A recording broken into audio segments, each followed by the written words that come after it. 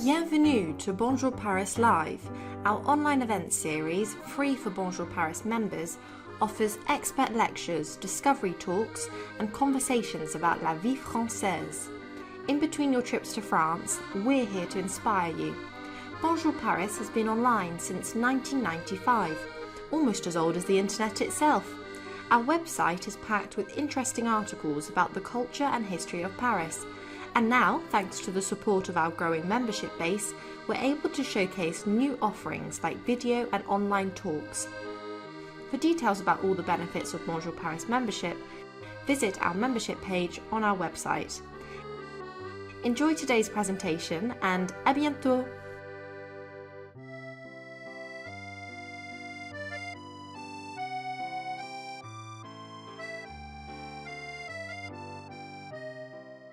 Hello, welcome to Bonjour Paris Live. I am Sylvia Davis, culture editor for France Media and your host today for our discussion on the evolution of French cuisine with author Jane Bertch, founder of La Cuisine in Paris. As ever, if we refer to French culture or the French in our discussions, it's always in the spirit of appreciation, learning, and mutual respect. Thank you for being part of our community and embracing these values with us. And with that, I'll invite Jane to start her video. Hi, Jane. Lovely to see you. Hello. I'm very happy to be here, Sylvia. Thank you. Happy belated Valentine's. How was your day yesterday? Well, I was quite surprised when I moved here several years ago. There was not much Valentine's, and it's certainly a holiday that we're importing. So I saw lots of chocolates that were heart-shaped, even pastry stores doing cakes and cookies that are heart-shaped. So that's always fun. That's true. Yes, it is. It is catching on. Yes, it is. Yes, it is. That is a good import. Yes. So, Jane, let me introduce you for people who may not be familiar with your work. Chicago native Jane Bertch has spent more than 2 decades living and working in Europe.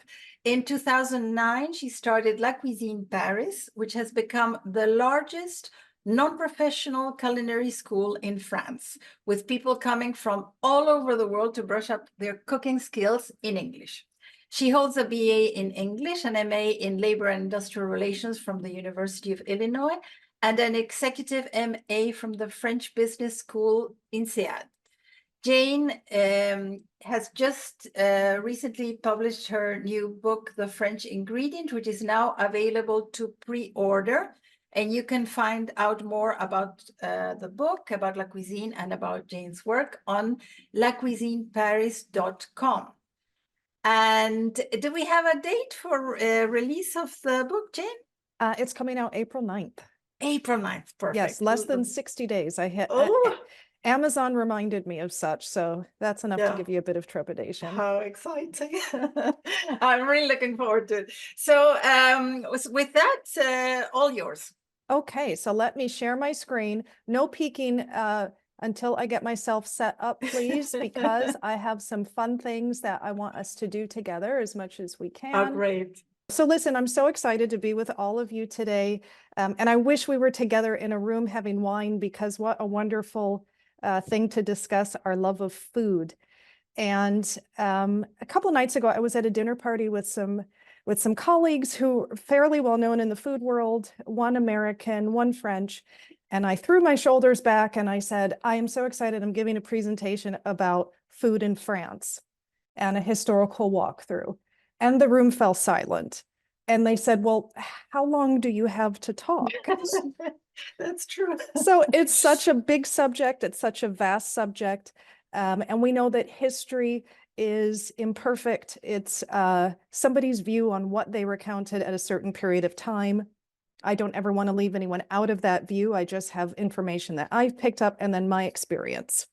So my caveat being it's a historical walkthrough, and there's an asterisk there. I hope everybody can see it. And if you have on your glasses, you know there's always small print in life.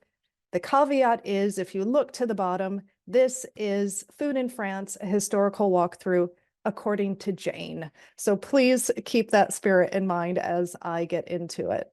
Duly So- noted. I don't have wine, but I have a cup of tea to follow, Jane. I'm very excited about this Yes, I'm presentation. looking forward to the questions. Please pose them. Most of what I tell you will be true. Haha, that's my joke. But I did try to cover a lot in a condensed period of time. And you know, we love a good debate. If there's something that you see that you want to discuss further, come and do that with me here in Paris over wine, but I'll try to push through today. So in the spirit of getting going, this is just very briefly, how can I talk about this subject? And Sylvia did already a wonderful introduction because I founded La Cuisine. I am a career changer. I spent 10 years in banking before getting into food. So this, if I were only to do one slide about how I believe French cuisine has changed, this would summarize everything to me. So take a couple of moments, if you can, share with us, without looking at the name on one of the gentlemen's jackets, who these two people are. Do you know who they are and what they represent? And Let's why see if not? anybody knows. You can answer just on the Q&A button. Let us know if you recognize any of these two characters. Anyone? Maybe the one on the left is a bit more known. I don't know if the one on the right is. Oh, yes, we have Karen and Donna. Okay. That Anne, Valerie, and John Okay. have recognized Paul Bocuse. Excellent. Valerie says the name's on the jacket. I know. Don't look at the jacket. You're not supposed to cheat. And Donna says, not sure about the right. Okay. Well, let's get into that. Same with me. I recognize Paul Bocuse, not the person on the right. Okay. I think this is such a beautiful example of how French cuisine has changed, as has France. On the left, you do have Paul Bocuse, one of our institutions in the culinary world. You can see on his chef whites, even though it's in black and white, he has the bleu blanc rouge, which means he's a moth. Only chefs can have the French flag on their collar of their chef whites. The gentleman on the left is one of Paris's most well-known pastry chefs today. This is Jan hang on, Jane. Yes. John says, is he the Frenchy guy? And Donna says, not Christophe Adam. No, it is not Christophe Adam, but that's a really great example of they're in the same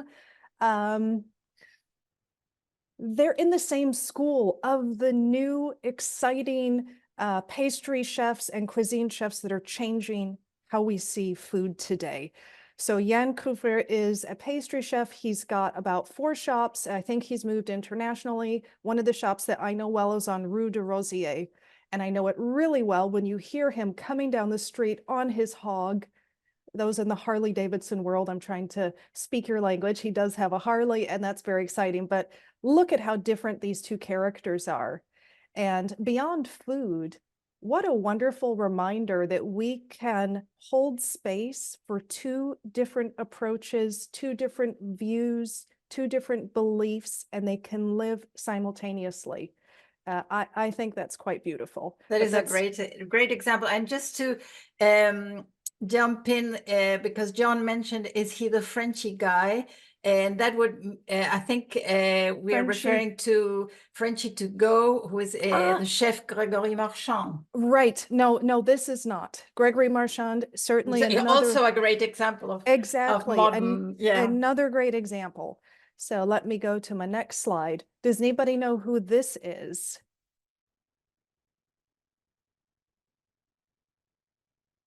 Ding, ding, ding, ding. I'm assuming, I don't know if we've got, I should say good morning, good evening, good afternoon. I don't know where everybody's from, but this is another incredible example of how we cover many time zones. Okay. Anyone know who this gentleman is? Let's see.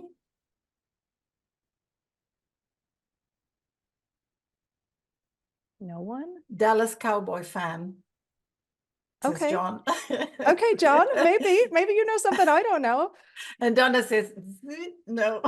No? Okay, well, I'm going to flip ahead because there's about 10 million people who know who he is. Cedric Grolet is one of the most famous pastry chefs.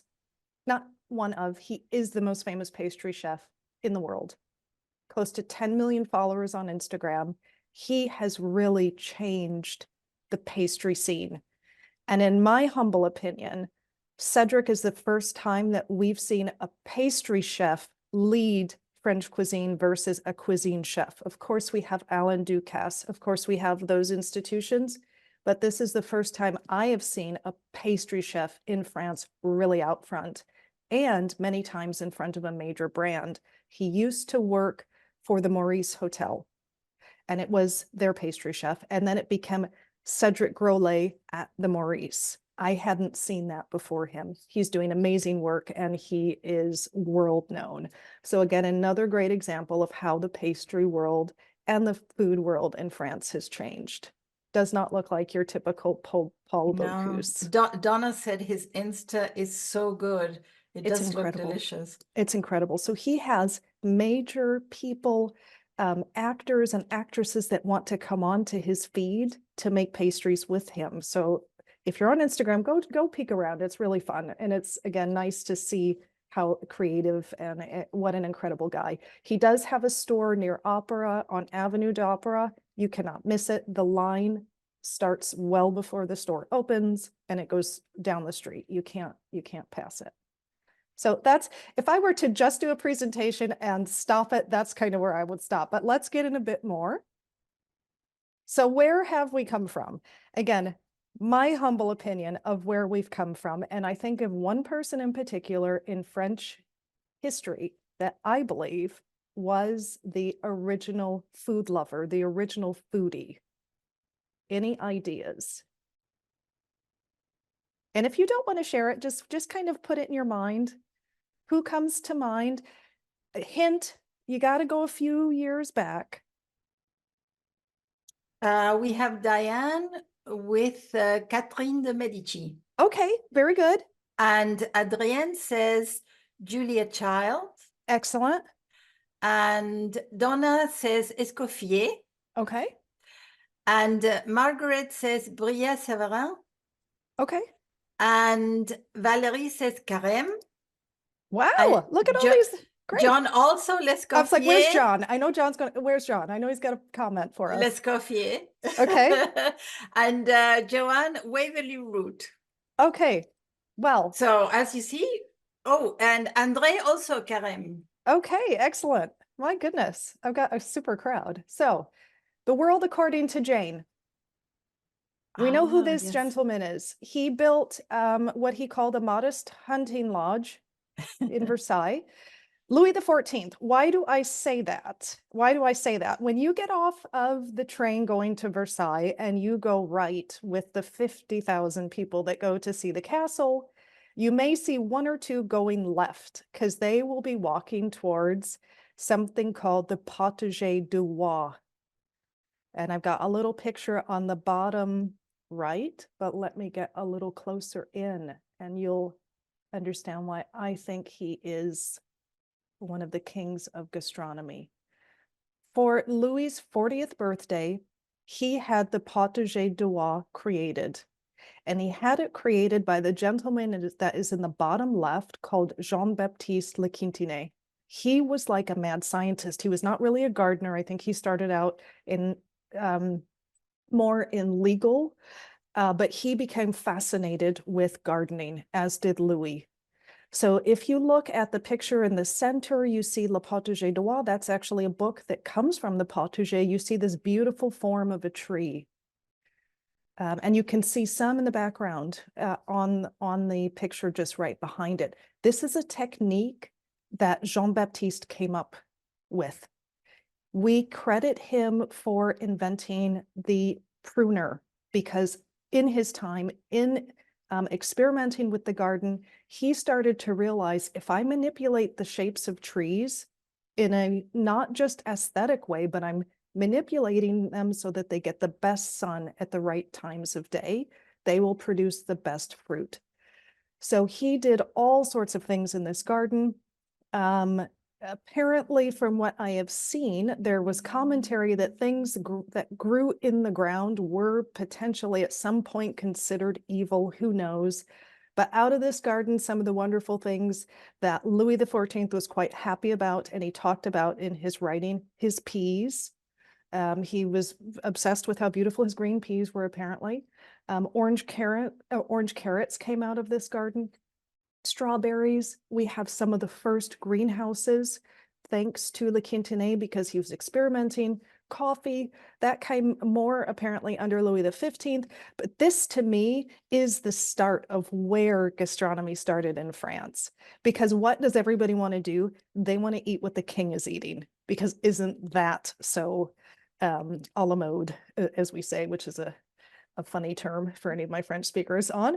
But today, in homage to that time, l'École Nationale Supérieure de Paysage, so if I'm going to translate that loosely, the National School of Superior, what is paysage? What is the word for gardening? Landscaping. Landscaping? Landscaping, absolutely. This school is the finest school you can go to in the world for landscaping. It's still there. So if you wanted to study, please do look it up. And you can go visit the gardens today and learn their really incredible history. The things that he did with irrigation there are amazing. This was actually swamp land when he started his project. And it's still incredible. And you can go and see just a huge variety of all sorts of fruit trees, et cetera, et cetera. So I think to Louis XIV, we started to change the way we ate. And we started to have more of an appreciation of coursed meals, apparently, because while you could, I'm not a Versailles historian, while you could apparently have the honor of watching Louis eat, doesn't that sound like a fun afternoon activity? Fun. Exactly. Apparently he started to transition to, I don't just want to eat everything at once in a buffet. I actually love a buffet, but he wanted to have coursed meals. So apparently under Louis XIV, we started to have coursed meals. So there, I have a question from Yes. Arlene that she came in just a few minutes late, and she is asking, where is this located relative to Paris? So we're looking at Versailles. This is in Versailles. You can take the same train to Versailles to visit the chateau. And again, you'll see 50,000 people get off and go towards the right to walk towards the chateau, and maybe 2 or 3 get off towards the left to head to the potager. It is in the same area and it's very walkable, and you can visit it. They also have a very small store, I should mention, where they do products, and I think that's quite wonderful. Okay, so moving on. So where, oh, one of my slides got out of order. Well, you know what? I'm okay. Moving on, where are we now? What are the trends? And this is again fun and a reminder, I'm not trying to give life lessons, but a reminder that we can have differences that can live side by side. So we can still have our wonderful traditional French cuisine next to eclairs. And somebody mentioned Christophe Adam. Bravo, he is one of the top pastry chefs, and there's a picture of his eclairs. So one thing that has changed is we've gone from traditional boulangerie patisserie, where you go in and you have a variety of elements, to what I call single subject. You go into a store and they're doing one thing, but different versions of. So again, eclairs. We have pastry stores that are all about choux pastry. We have Merveilleux de Fred, which is right under the eclairs. That's basically meringue, cream, and a topping. Same thing. Wildly popular. People are enjoying it. What else do we have? We have open kitchens. Remember when French cuisine was coveted and behind the scenes and you couldn't really see what was going on? Now it's open. And dare I say it, it's sexy. So people love that. And now we have cocktails. There is a fascination with American products. And I think that's been going on for quite a while. It's still, I was asking myself, should I say these are trends or fads? And I guess fads don't last. But some of these have been really long trends. Cupcakes, we've kind of died away with. But how many of you have come to Paris and thought, my gosh, I've never seen so many burgers on menus? Yes. When I first moved here back in 2005, I could not find a burger unless I wanted to go to McDonald's. Tacos everywhere, hot dogs. I am from the great city of Chicago. I do see hot dogs as a religion. So having a hot dog in Paris, I can think of nothing worse, but I do enjoy a Chicago hot dog. No ketchup if you know Chicagoans. And dining has now become a concept. We've And sorry always about American imports, also donuts now are very popular. donuts, absolutely. How can I forget donuts? Donuts are a trend. Krispy Kreme, folks. Krispy Kreme just opened in Leao, where they Yes. have the and big they mall. were they were standing in line for a long time just to get the first taste. Yes, yes. So things Yeah. are changing. And it's funny. I think you'll find all of us on this call will take exception to Paris evolving. We want her to stay as we know her. And what's beautiful about Paris is she means such different things to each of us. And we can keep that little secret garden of how we see her. But I think most of the people in my entourage, so to speak, see a Paris that we want to desperately hold on to that's evolving. So when we see Krispy Kreme, we think, how on earth can Krispy Kreme come to Paris? The French, my French friends are excited. They want to try something new, and they remind me all the time, Paris is not a museum. That's right. So, yes. My last little comment, fast food may have arrived, but the French will always dine rather than eat out. And I love that. And dining is such an important part of our culinary experience. So let me get back to where I was. Where to now? And this is totally up for discussion. I don't know how people feel. Fait maison, fait extraordinaire. So let me get in and see what that means. This, again, my opinion. We've seen really a resurgence of a heavy focus on terroir and a heavy focus on fait maison. If you look under all my text here, you have a little symbol called fait maison. Look at some of the restaurants, especially the old bistros, especially the mom and pop. They are trying to reestablish themselves as people who are transforming food from start to finish. They want you to know they're making things in-house. They don't take it for granted that people just assume things are homemade these days. So I think we're seeing a lot of that. We're seeing a lot of people really wanting to highlight where products are from. A number of the restaurants I've been to, they want you to know where the beef came from. Of course, it's from France, but what's the farm? And that I love to see. We're also seeing a lot of pride in les repas gastronomiques. If you did not realize, the French gastronomic meal, which we can loosely consider entree, plat, fromage, you know, fromage is always after the main before dessert, is a part of our heritage, and it's considered a part of intangible cultural heritage, and it was voted into UNESCO in 2010. In 2022, the baguette was. So there is a very heavy focus on recognizing the importance of skills, artisanal skills in food. I just went to, in February, early February, a competition for the best oyster shucker. There's a very proper name in French, but there was, again, wanting to show these skills and it being so much a part of our culture. I guess apparently in France, it's one of the largest consumers of oysters in Europe.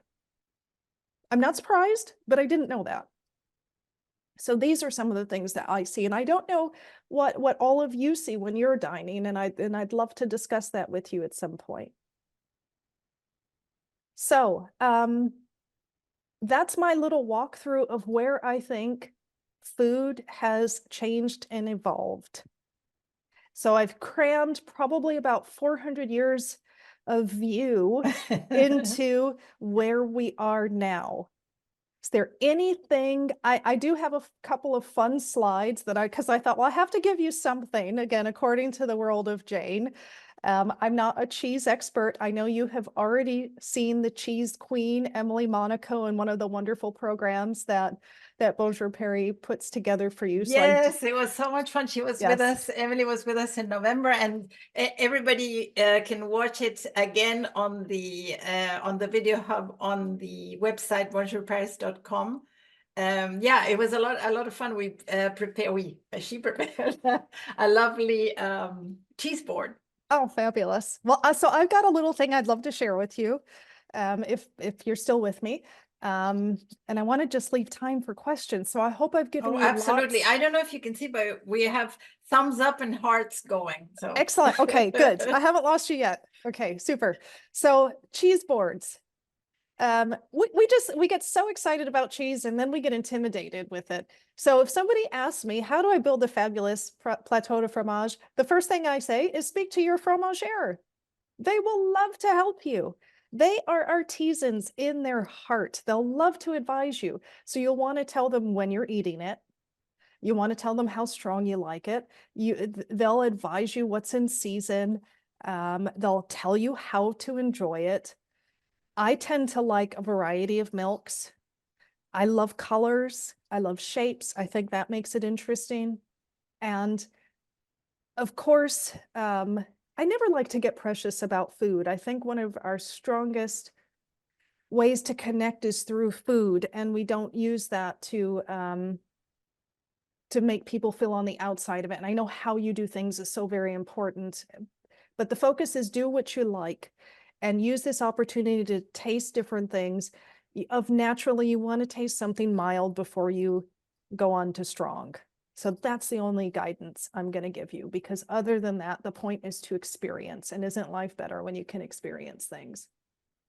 So what's on my and board? Also Emily was explaining us that your palate, if you go for the stronger cheese first, your palate will be already very alert and may not get the nuance of the softer chèvre. Yes. First.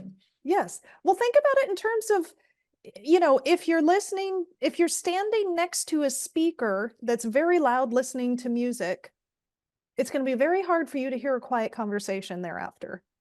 That's a good way to think of it. So what's on my board? I love cheese. You'll see lots of cows, and even my forme d'Ambert is a cow.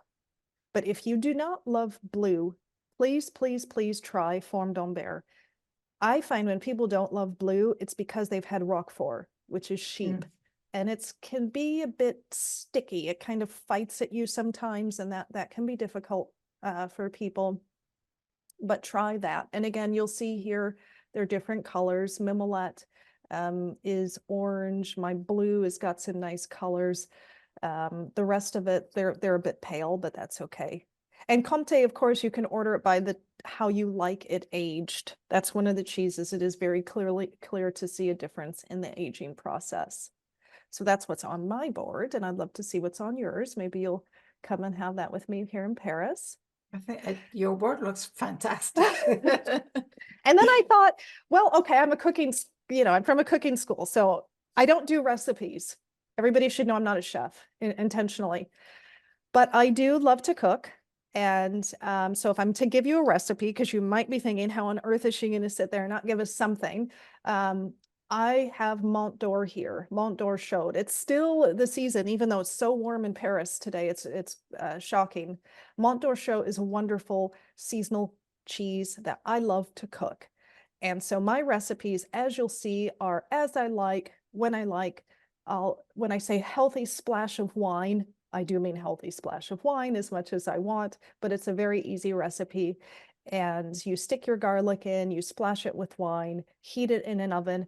I say 25 to 30 minutes, but what you're looking for is a nice, crispy, golden, bubbly top. Use your nose. When you smell it, you'll know it's ready. It's delicious. It's fun to share.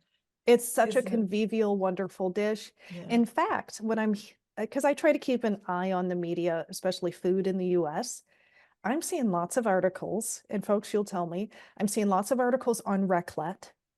Everybody seems to be fascinated with raclette. That's just kind of a staple here. I just saw an article on fondue. So it looks like some of these, but I don't know, is it everybody loves it because it's melted cheese? I mean, who doesn't? Yes, or, it's a fascinating, I know, who doesn't? And they're just convivial and they're easy. And we have a question about your previous slide.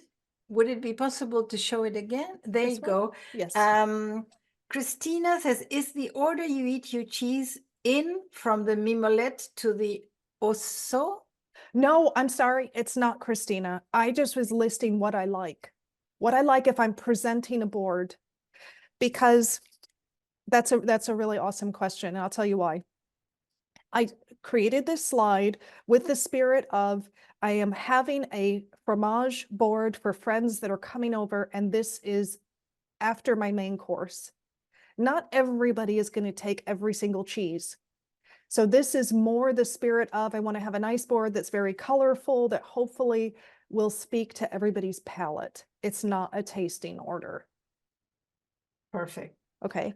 Yeah, and also it depends if you, like you said, if you're serving it French style before dessert, or if you're serving as a party, like a cheese Exactly. cheese and wine party, it may vary. And Amy asked about your next slide when you were giving us the recipe for Mont d'Or. What is kirsch? Okay, so kirsch is a liquor. It's a liquor. It's oh goodness. It's a cherry, like a cherry eau de vie. Well, like it's kirsch can come.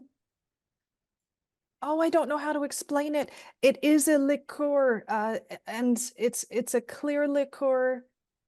Let me come back to you to. It's like well, according to Google, Okay. it's a colorless brandy from Germany, Switzerland, and France, traditionally made from double distillation of Morello cherries. There we go. But as you said, there you can find different varieties of kirsch.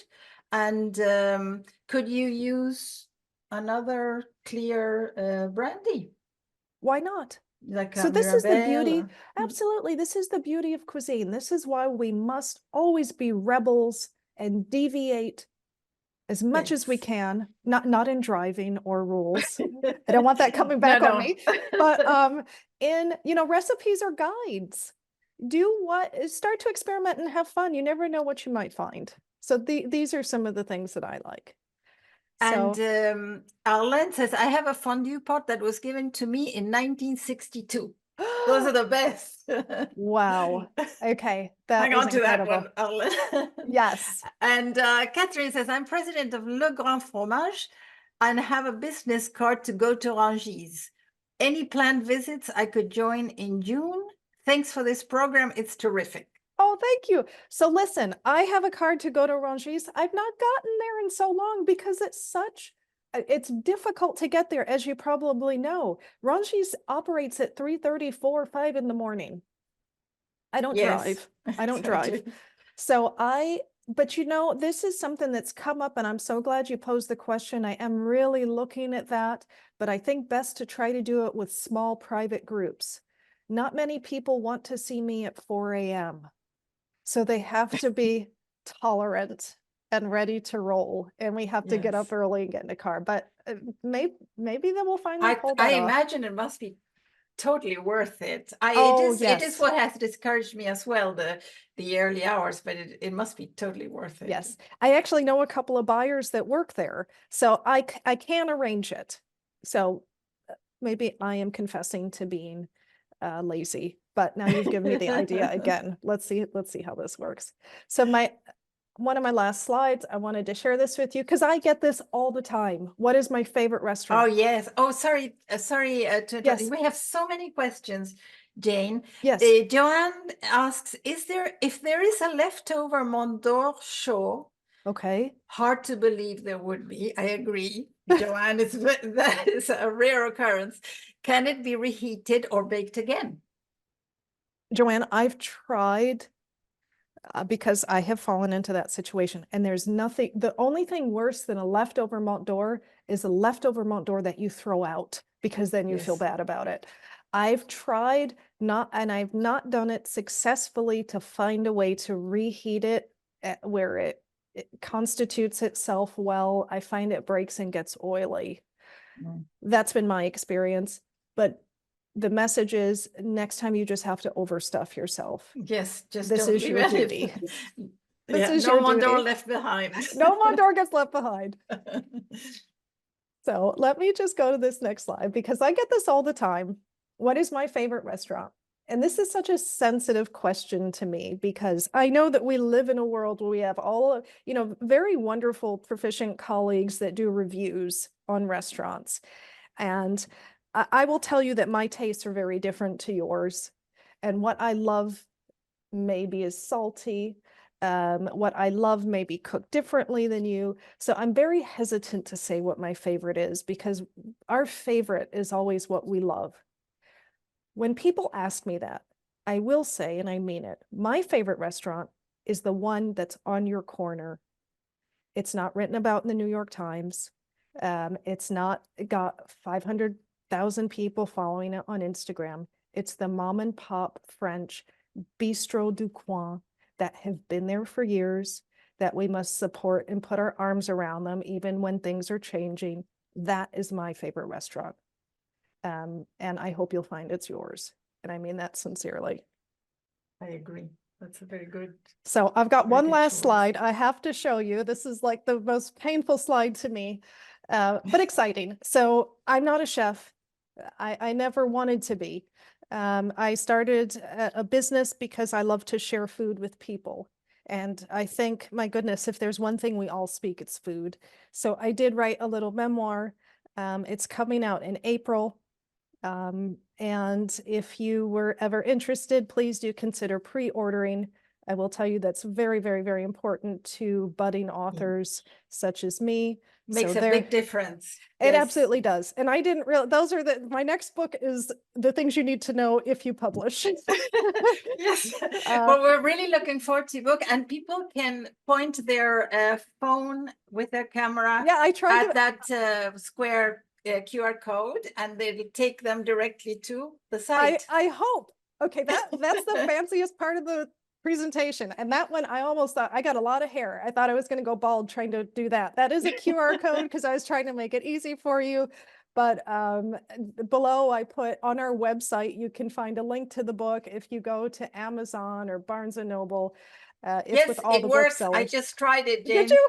Oh God, okay. It takes you directly to the book to Penguin Random House. Yes. Perfect. Yes. So there's that. And again, if you do get it, the caveat being that you have to come to Paris and discuss it with me. It's not a recipe. Sorry, it's not a cookbook. It's not a cookbook at all. There are no recipes. It just talks about the life of setting up a business in France. So I'm getting my head around the fact that it may be a recipe book, but more a recipe in perseverance, in learning, in being humble, in discovering a new culture that's taking me in, that I've fought with several times, that I've come to love. So maybe it's a little recipe about living a life in Paris. So looking forward to it. So we have so many questions, Jane. Oh goodness, I okay. hope we can get to at least some of them. Okay, go. So, well, first, of course, La Cuisine Paris is such a huge success. And I know you wouldn't say this yourself, but you're an extraordinary entrepreneur, and what you've created is just nothing short of wonderful. And Donna says, anyone who hasn't done La Cuisine Paris Marais walking tour, I highly recommend. Oh, thank you, Donna. Wow. I'll pay you later. Just kidding. No, thank you. That's very kind. And there are several comments. For example, Mary, while you were presenting, says, I agree that food brings us all together throughout the world. It is such a powerful tool. Yes. And Margaret says, my favorite restaurant is usually the last one I went to, especially in Paris. I agree. That is so true. And Donna says, your book comes out just in time to give myself a birthday gift. Oh, happy birthday gift, Donna. Thank you. That's wonderful. And there's a question. Karen would like to know, okay. Are frozen foods and changing cafe life in Paris, and opposed to 24 years ago, you can get a bad meal? Are restaurants required to stipulate what's homemade versus truck delivered?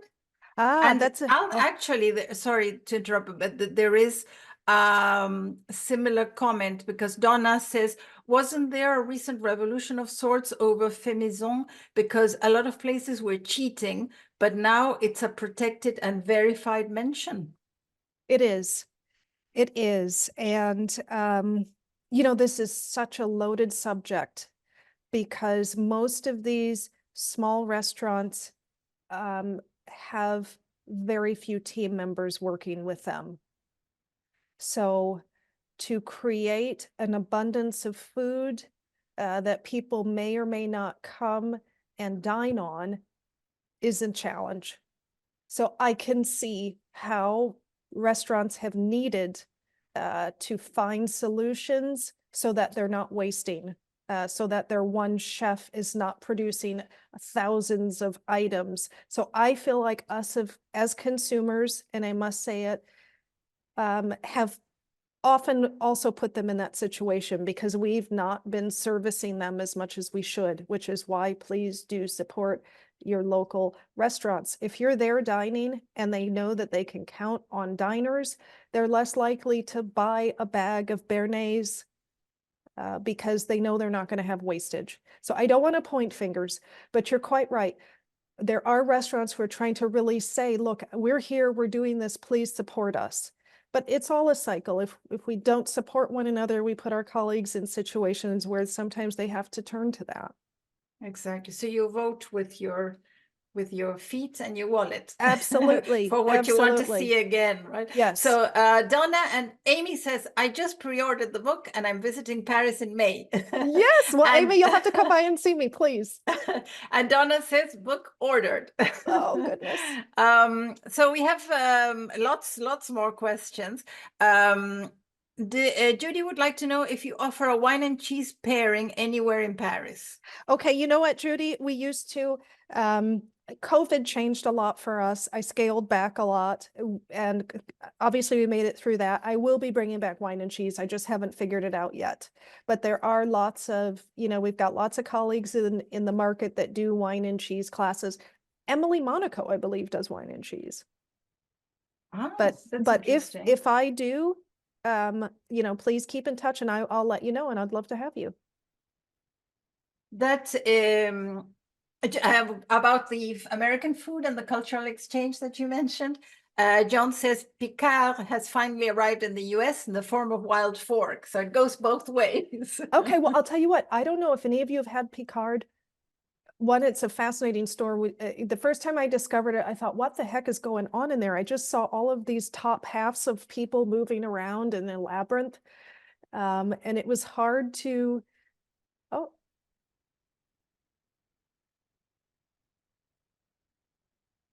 Yeah, that was me. Don't worry about it. Okay.